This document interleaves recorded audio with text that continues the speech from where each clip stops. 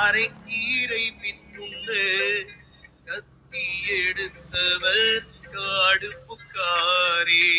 மேலும் முகடில்லை கீழும் படிம்பில்லை காலும் இரண்டு முகட்டலக்கு ஒன்றுண்டு ஊலையான் மேய்ந்தவர் ஊடுபறியாமை வேலையான் மேய்ந்ததோர் வெள்ளி தளிகையே. கூடம் கிடந்தது கோலங்கள் இங்கில்லை ஆடும் இளையமும் அற்றது ஆறுதலும் பாடுகின்றார் சிலர் பண்ணில் அழுதிட்டு தேடிய தீனில் தீய வைத்தார்களே. திருச்சிற்றம்பலம் திருச்சிற்றம்பலம். ஓம் நம சிவாய. அனைவருக்கும் இனிய காலை வணக்கங்கள். ஓம் திருமூலர் திருவடிகள் போற்றி போற்றி. திருமந்திரம் 6ஆம் தந்திரம் 12வது அத்தியாயத்தில் 1679 என்று நாம் சிந்திக்க உள்ளோம்.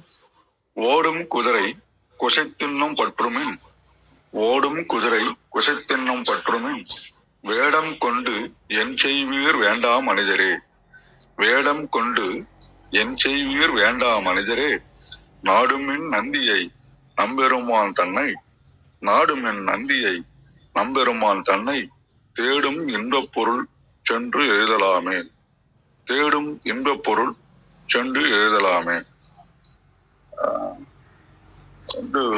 மூச்சு காற்றை நாம குதிரைக்கு இருக்கிற கடிவாளம் மாதிரி ஒழுங்காக நாம கண்ட்ரோல் பண்ணும்போது புறவேடம் தேவையில்லை. சிவபெருமானுடைய அருளை நாடி பெற வேண்டும் அப்படின்றதுதான் அந்த பாடல மெயினா சொல்ல வர்றாரு. ஓடும் குதிரை குசைத்தின்னம்ன்ற வார்த்தையை பயன்படுத்துறாரு. பற்றுமின் அப்படின்னா குதிரை கட்டுப்பாட்டுல இருக்கிற மாதிரி மனதை அடக்கி கொள்ள வேண்டும். அப்ப மனம் அலைந்து திரிஞ்சிட்டு இருக்கிறது இயல்பாக இருக்கிறது. ஒழுக்கத்துடன் வச்சுக்கணும் அப்படின்றாரு. வேடம் கொண்டன் செய்வீர் வேண்டா மனிதரே.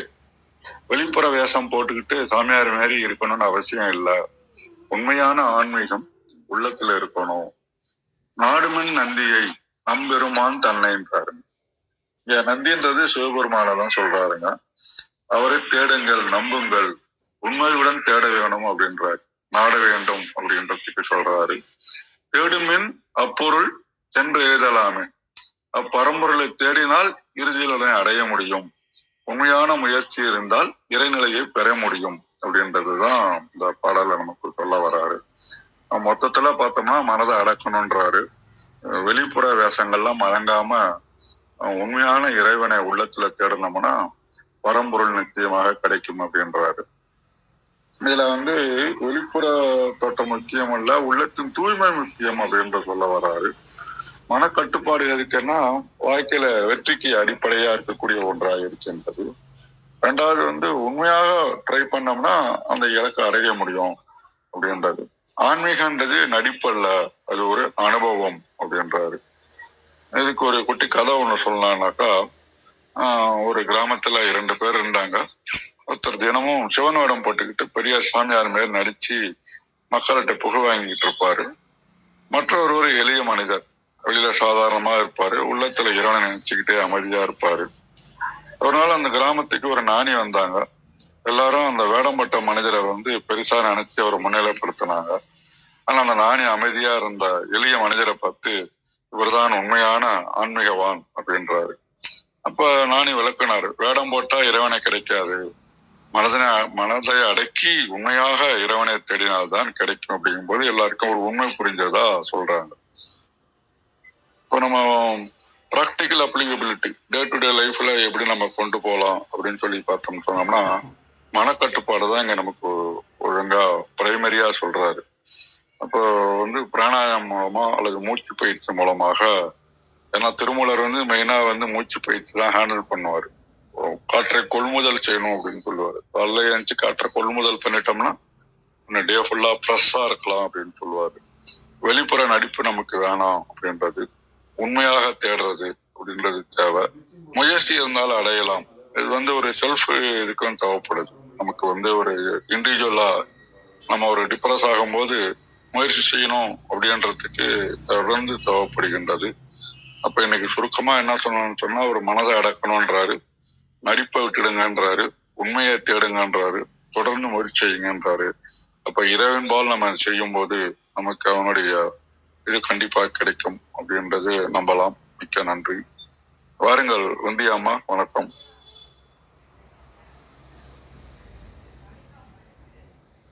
அனைவருக்கும் வணக்கம். ஓம் சிவசக்தி போற்றி, ஓம் திருமூலரே போற்றி. 1679வது திருமந்திரம். மனக்குதிரை அடங்க மார்க்கம் அறிக. திருமந்திரம்.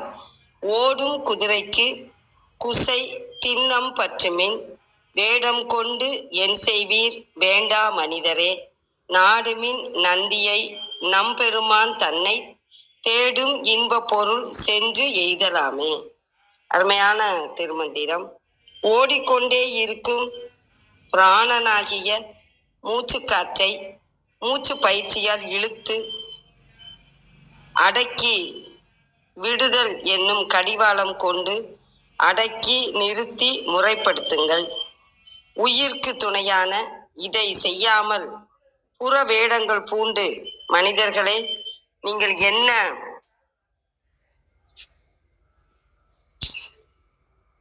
சாதிக்கப் போகிறீர்கள்? எனவே வெளிவேஷம் போடாமல் நந்தி எம்பெருமான் திருவடி துணையை நாடுங்கள். அத்திருவடி துணை நாம் தேடும் இன்ப பொருளிடம் நம்மை கொண்டு போய் சேர்க்கும் என்பதை அறிவோமாக. குசை என்பதன் பொருள் கடிவாளம். ஓடும் குதிரை இயங்கும் மூச்சுக்காற்று. திண்ணம் உறுதி. எய்தல் அடைதல்.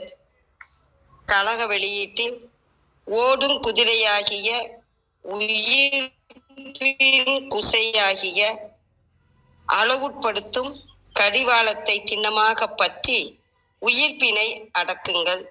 இன்றியமையாத அச்செயலின்றி வெறும் கோலம் மட்டும் பூண்டு திரிவதால் பயனொன்றும் இல்லை.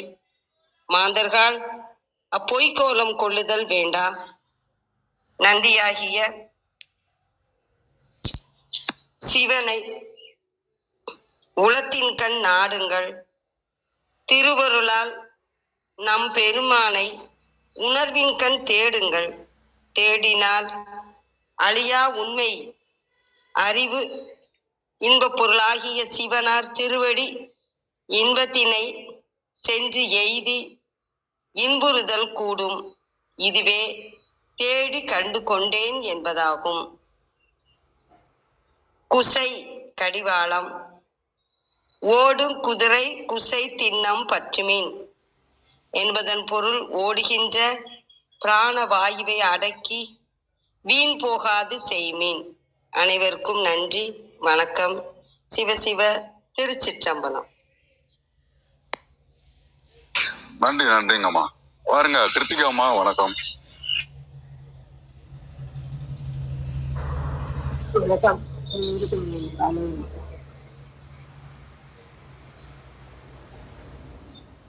இன்றைய மந்திரம் பத்தி லாவண்யாவும் சரி, வேண்டியாவும் சரி, அதெல்லாம் சொல்லி முடிச்சாச்சு. நீங்க பாத்தீங்கன்னா திருமலர் ஒரு விஷயம் அவுட் ஆஃப் ஃபோக்கஸ்ல இருந்து எடுக்கிறார். இவ்வளவு நாளும் பாத்தீங்கன்னா அவ வேடம், தவ வேடம், ஞான வேடம், அப்புறம் எப்படி செயலற்று இருத்தல், எப்படி மாமன்னரை தன்னுள்ளே அடக்கி வைத்திருத்தல் அப்படின்னாரு. நேற்றுக்கு எப்படி இருப்போடு இருக்கக்கூடிய நிலை என்ன, இயக்கமாக இருக்கக்கூடிய நிலை என்ன, இப்படி சொன்னாரு. இதெல்லாம் சொல்லிட்டே இருக்கும்போது இது வரைக்கும் அந்த கிரியாபாதம் பத்தி எதுவுமே பேசல, கிரியை பத்தி எதுவுமே சொல்லல. நேற்றுதான் மனதை பத்தி ஆரம்பிச்சாங்க. மாமனம் அந்த ஓய்ந்து இருக்கக்கூடிய மயலற்று இருளற்று அப்படின்னு. இப்ப அதற்குண்டான அடிப்படை சொல்லிக் கொடுக்குறாரு. சம்டைம்ஸ் இப்படிதான் முதல்ல வழிமுறை எல்லாம் சொல்லிட்டு பின்னாடி ரிசல்ட் சொல்லுவாங்க. சம்டைம்ஸ் ரிசல்ட்ஸ் சொல்லிட்டு அதை எங்கனம் சென்று அடைவது என்பதற்குண்டான ஒரு வழிமுறையை நமக்கு காட்டு தெரியும். கிட்டத்தட்ட இது அந்த மாதிரியான ஒரு விஷயம். என்ன சொல்றாரு பாருங்க, ஓடும் குதிரைக்கு உசை கிண்ணம் பற்றுமீன், உசை கிண்ணம் பற்றுமீன் அப்படின்றார். எதை பற்ற வேண்டும்? கடிவாளத்தை பற்ற வேண்டும். அப்ப எது கடிவாளம்? அந்த குதிரைக்கு எது கடிவாளம்? எது வேணா இருக்கலாம். நீங்க பாத்தீங்கன்னா ஓடிக்கிட்டு இருக்கிற சிங்கிள் குதிரைன்னு சொல்லுவோம்ல, வண்டியில பூட்டாத குதிரைக்கு ஒரு கடிவாளம் இருக்கும். ஓட்டுறவங்களுடைய கால் மிதி இல்ல ஒரு செருப்பு மாதிரி ஒண்ணு இருக்கும், அது வச்சு கண்ட்ரோல் பண்ணுவாங்க. இல்லைன்னா அந்த சவுக்கு மாதிரி ஒண்ணு கையில வச்சிருப்பாங்க, அதை வச்சு கண்ட்ரோல் பண்ணுவாங்க.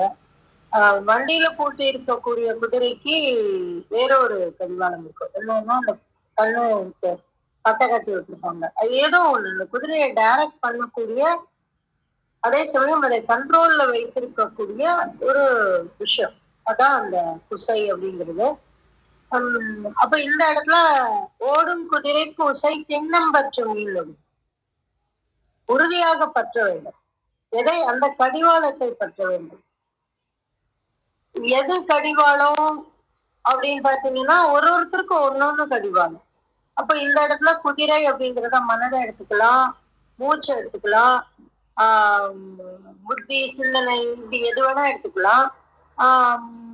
ஆனா இதை எதை எடுத்தாலும் நம்ம எதை கட்டுப்படுத்த போறோம் அப்படின்னாக்க, நேற்றைக்கு சொன்ன மாமனதை நம்ம மாமனமற்று இருக்கக்கூடிய விஷயத்த தான் நம்ம செய்ய போறோம். அப்ப என்ன நடக்கும்? நம்ம ஏற்கனவே பார்த்திருக்கோம். நம்மளுடைய மூச்சு எதுவோ அதுதான் மனம், மனம் எதுவோ அதுதான் எண்ணம், சிந்தனை, புத்தி எல்லாமே. சோ இந்த உடம்புக்கும் மூச்சுக்கும் இருக்கிற தொடர்பு, மூச்சுக்கும் மனசுக்கும் இருக்கிற தொடர்பு எல்லாம் நம்ம ஏற்கனவே திருமணம் சொல்லி கொடுத்துட்டார். சோ இந்த இடத்துல இந்த ஓடும் குதிரை அப்படிங்கிறத நம்ம எப்படி வேணா எடுத்துக்கலாம். ஆனா அடிப்படையா என்ன வரும் அப்படின்னாக்கா மூச்சு. ஏன்னா அதெல்லாம் கண்ட்ரோல் பண்ணணும்னா இந்த இடம் கண்ட்ரோல் ஆகணும், அப்பதான் சரியாகும்.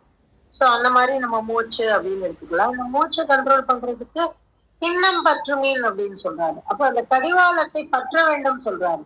நீ அதை இப்படி பண்ணு அப்படி பண்ணு 8 பூரகம் 4 கும்பகம் எல்லாம் சொல்லி கொடுக்கல. அவர் என்ன சொல்றாரு அப்படின்னா, ஓடும் குதிரை குசை திண்ணம் பற்றுமீன், நீ அந்த மூச்சை நன்றாக பற்றிக்கொள், அதற்குண்டான கடிவாளத்தை நன்றாக பற்றிக்கொள். வேடம் கொண்டேன் செய்வீர் வேண்டாம் மனிதரே அப்படின்றாரு. நீ இந்த வேடம் பண்ண ஆரம்பிச்சுட்டாலே என்ன நடந்துரும் அப்படின்னாக்கா, நீங்க பாத்தீங்கன்னா தெரியும், மூச்சு மாறிடும். அந்த மூச்சு சுத்தமா மாற மாற பொய் சொல்ல சொல்ல மூச்சு மாறும், உண்மை சொல்ல சொல்ல மூச்சு வேகமா வேற மாதிரியும் மாறிக்கிட்டு இருக்கும். அப்ப அந்த ஆழத்துக்கு போய்கிட்டே இருக்கும். அப்போ வேடம் கொண்டேன் செய்வீர், அப்படி இல்லாம மூச்சினுடைய கடிவாளத்தை, மனதினுடைய கடிவாளத்தை, புத்தியின் சிந்தனையின் கடிவாளத்தை நீ பற்றாமல் வேடத்தை மட்டும் பற்றி கொண்டு என்ன பயன்? அதான் வேண்டாம் மனிதரே அப்படின்னு சொன்னாரு. நாடுமின் நந்தியை நம் பெருமான் தன்னை தேடுமின் இப்பொருள் சென்றெய்தலாமே அப்படின்றாரு. அவ இது எப்படி பற்றி கொள்கிறது அப்படின்னா, நீ அந்த கடிவாளத்தை பற்றிய பிறகு அங்கே பிடிச்சிட்டும் நீந்திரக்கூடாது. என்ன பண்ணணும் அப்படின்னா, அந்த வேடத்தை தாண்டி நாடுமின் நந்தியை. நந்தினா யாரும் நம்ம பார்த்தோம், ஒரு 3 மந்திரம் முன்னாடியே பார்த்திருப்போம். நம்ம உள்ள இயங்கக்கூடிய குருதான், நம்மதான் சிவம், நம்மதான் நந்தி, நமக்குள்ளே இயங்கக்கூடிய அந்த ஆன்மாதான் நந்தி. அப்போ அதை உள்ள ஆழ்ந்து தேடி சென்றடையும் பொழுது நம் பெருமான் தன்னை, நம்முடைய எம்பெருமான் தன்னை அப்படின்னு உரிமையா சொல்றாங்க. அப்போ இந்த வேடம் இதெல்லாம் எதுவுமே தேவையில்ல. எம்பெருமானை சென்று அடைய வேண்டும் என்றால் எது முக்கியம் அப்படின்னு சொல்றாருன்னு பாருங்க. ஓடும் குதிரைக்கு உசை திண்ணம் பற்றுமேன். அப்போ இந்த கடிவாளத்தை பற்றுமேன், அதுவும் உறுதியாக பற்றுமேன், திண்ணம் பற்றுமேன் அப்படின்னு சொல்றாரு. தேடுமின், இதை பற்றி எம்பெருமானை நாம் தேடத்தோட துவங்குவோம் என்றால் எங்க? வெளியிலையா? வெளியில இல்ல, உள்ளுக்குள்ள. அதனாலதான் சொல்றாரு நாடுமின் நந்தியை நம்பெருமான் தன்னை அப்படின்னு சொல்றாரு. தேடுமின் இப்பொருள் சென்ற இதெல்லாம் அப்பொருள்லாம் சொல்லல, எங்கேயோ இருக்கிற பொருள்லாம் சொல்ல தரல நமக்கு. இப்பொருள் சென்ற இதெல்லாமே அப்படின்றாரு. அப்ப இந்த பொருள் பக்கத்துல இருக்கு, அண்மை, எங்கேயோ இல்ல, கைக்குள்ள இருக்கு. ஏன்னா அந்த அப்படின்னு சொல்லிட்டோம்னா ரொம்ப தள்ளி இருக்கிறதா பொருள் ஆயிடும். இல்ல இல்ல, இது இங்க பக்கத்துல இருக்கு.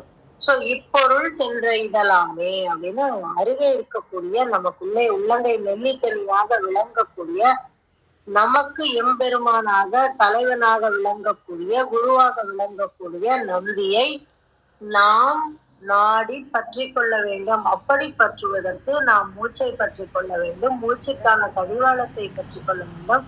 அதை விடுத்து நாம் வேடத்தை பற்றி கொண்டோம் என்றால் இதை விட்டுருவோம் அப்படிங்கிறதுதான் இந்த மந்திரத்தோட ஒரு பொருள். ரொம்ப ஆழமா போனானா திருப்பி அந்த ஓடும் குதிரைக்கு உண்டான கடிவாளமாக நம்ம எதை சொல்லலாம், நம்ம மனசை எப்படி எல்லாம் பற்றி கொள்ளலாம், மூச்சை எப்படி எல்லாம் பற்றி கொள்ளலாம்ங்கிறதெல்லாம் வரிசையா திருமூலர் சொல்லி கொடுத்துருக்கோம்.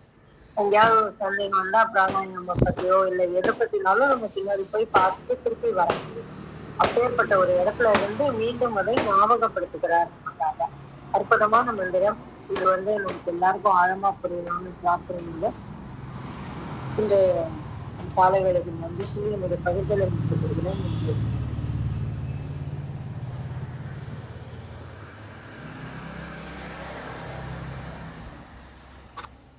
கேள்வி இருக்கா? சத்தியநாராயணையா பேசக்கூடிய சூழல், ரத்னகுமாரையா, சோழமணிமா, கீழே சிவலிங்கம் ஐயா எல்லாருமே இருக்கீங்க.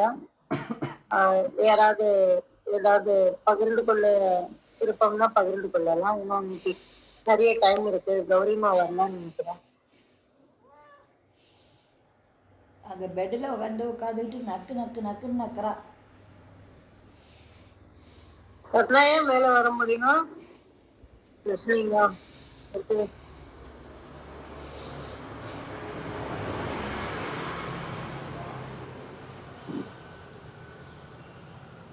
வேற பகிர்ந்துக்கிறதுக்கு எதுவும் இல்லைன்னா, இல்ல கேள்விகள் எதுவும் இல்லைன்னா நம்ம அறையை நிறைவு செய்து கொள்ளலாம் நினைக்கிறேன்.